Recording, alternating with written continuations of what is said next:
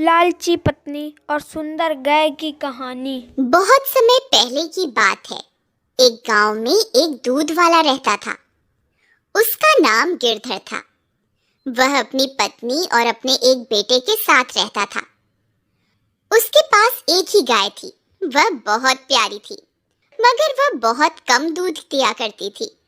वह जितना भी दूध देती थी, गिरधर उसे शहर में जाकर बेच आया करता था। लेकिन दूध कम होने की वजह से उसकी आमदनी भी बहुत कम हुआ करती थी, जिसकी वजह से उसकी पत्नी उसे दिन रात ताने मारा करती थी। अजी सुनो, इतने थोड़े से पैसों का मैं क्या करूं? इतने कम पैसों में तो घर चलाना भी मुश्किल हो रहा है। आपने पड़ोस के मोहन की बीवी को देखा? वह कल ही नई साड़ी खरीद के लाई है। उसका पति तो उसे हर हफ्ते मेला दिखाने के लिए लेकर जाता है और नए कपड़े भी दिलवाता है। आप तो ऐसा कुछ नहीं करते। देखो भगवान, मैं जितने पैसे कमाता हूँ सारे तुम्हें लाके दे देता हूँ। अब मैं और पैसे कहाँ से लाऊं? जितने पैसे तुम कमा के लाते हो ना, उसमें से आधे से ज्यादा पैसों का चारा तो तुम्हारी ये गाय ही खा जाती है और बदले में इतना कम दूध देती है। इस गाय से हमें कोई फायदा नहीं है। इसे तो तुम किसी जंगल में ही छोड़ाओ और एक नई गाय खरीद लो। देखो भगवान, मेरे पास नई गाय खरीदने के पैसे नहीं हैं। हम जितना भी कमाते हैं उसमें 2 वक्त की रोटी मिल जाती है। मुझे ज्यादा कुछ नहीं चाहिए। अजी आपको नहीं चाहिए तो ना सही, लेकिन मुझे तो नए कपड़े खरीदने हैं और नए गहने भी लेने हैं। देखो भगवान, मुझे और परेशान मत करो। रात बहुत हो गई है और मुझे सोने जाना है। इतना बोलकर गिरधर वहां से चला जाता है। पत्नी सोचते हुए, कोई तो उपाय होगा जिससे हम ज्यादा मुनाफा कमा सके।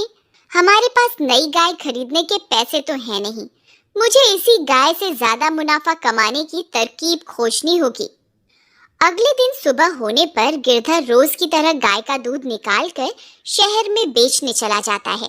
उसकी पत्नी अपने बेटे को आवाज लगाती है, अरे बेटा मुन्नू, कहाँ है? जरा मेरी बात सुन। जी माँ। जरा बाहर जाकर देख, तेरे पिताजी शहर में दूध बेचने के लिए चले गए क्या? मुन्नू बाहर जाकर देखता है। जी माँ, बाहर कोई नहीं है, पिताजी चले गए। यही सही मौका है। उसकी लालची पत्नी गाय के पास जाती है और बोलती है, क्यों रे राम प्यारी, तू दिन रात चारा खाती रहती है लेकिन ज्यादा दूध क्यों नहीं देती? फिर उसकी पत्नी को ध्यान आता है कि उसके पड़ोस में रहने वाले कालिया के पास भी एक ही गाय है, लेकिन उसकी बीवी तो बहुत खुश रहती है। वह कैसे? वह सोच में पड़ जाती है। यही बात पता करने के लिए वह कालिया के घर जाती है। अरे भाई कालिया, जरा बात तो सुनो। अरे बहन सुषमा, कैसी हो तुम? और गिरधर के क्या हाल हैं? अरे हाल चाल तो मत ही पूछो, बहुत बुरे हाल हैं। हमारी गाय तो ज्यादा दूध ही नहीं देती। इतने कम दूध में कोई मुनाफा नहीं हो रहा। तुम्हारे पास भी तो एक ही गाय है, किंतु तुम्हारी गाय तो बहुत सारा दूध देती है। वह कैसे? बहन, एक राज की बात बताऊं, किसी से कहना नहीं। मैं शहर से एक इंजेक्शन लाया हूँ, जिसे अगर गाय को लगा दो तो वह 4 गुना ज्यादा दूध देती है। अरे दैया, ऐसा भी कोई इंजेक्शन होता है क्या? हाँ बहन, मैं तो अपनी गाय को वही इंजेक्शन देता हूँ, तभी तो मेरी गाय ज्यादा दूध देती है। अरे भैया, मुझे भी ऐसा इंजेक्शन दे दो ताकि मैं भी कुछ मुनाफा कमा सकूं। जरूर, क्यों नहीं, ये लो। लेकिन ध्यान रखना गिरधर को पता ना चले। अगर उसे पता चल गया तो तुम्हारी और मेरी शामत आ जाएगी। हाँ हाँ, किसी को कुछ पता नहीं चलेगा। फिर उसकी पत्नी कालिया से इंजेक्शन लेकर अपने घर वापस आ जाती है और घर पहुंचते ही चुपके से अपनी गाय को इंजेक्शन लगा देती है। फिर अगले दिन रोज की तरह गिरधर अपनी गाय का दूध निकालता है। अरे ये क्या, आज तो पूरी बाल्टी भर गई, फिर भी दूध बंद ही नहीं हो रहा। लगता है भगवान ने मेरी लालची पत्नी की बात सुन ली। शायद अब हमारे अच्छे दिन आ जाएं। अब शहर चलता हूँ और जो भी मुनाफा होगा उससे अपनी बीवी के लिए कुछ नए कपड़े खरीद लूंगा। शाम होने पर गिरधर अपनी बीवी के लिए कुछ नए कपड़े लेता है। उसकी बीवी नए कपड़े पाकर खुश हो जाती है। कुछ दिनों तक ऐसा ही चलता रहा।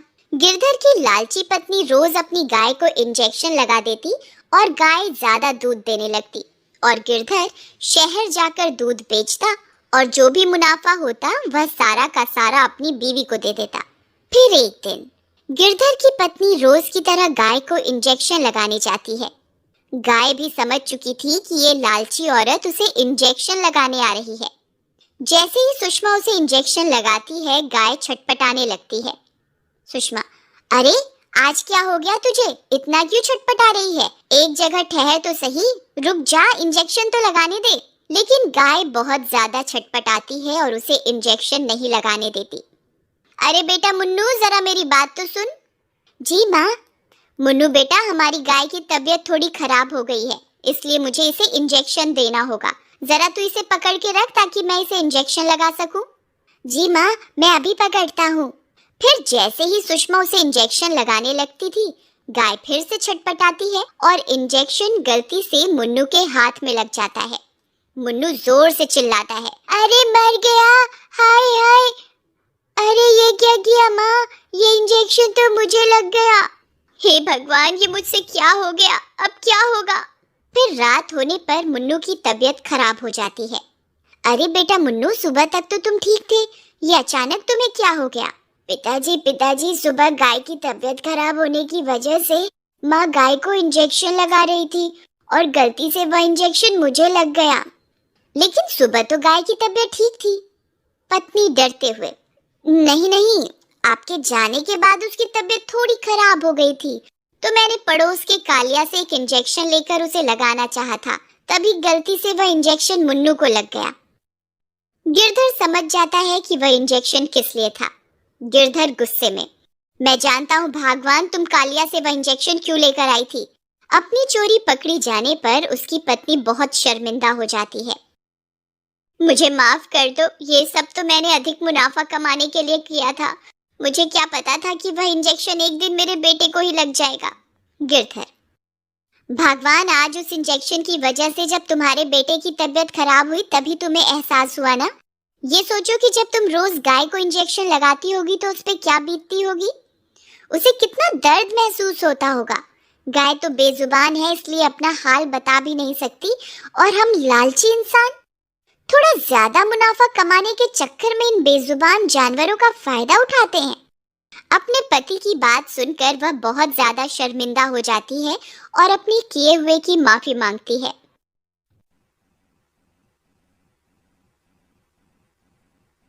फिर वह गाय के पास जाती है और उससे भी माफी मांगती है,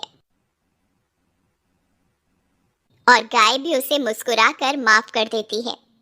फिर वह उसी दिन से अपनी गाय की बहुत सेवा करती है और उसी गाय का दूध पी पी कर उसका बेटा भी कुछ ही दिनों में ठीक हो जाता है और वह सब कम मुनाफे में भी खुश रहने लगते हैं।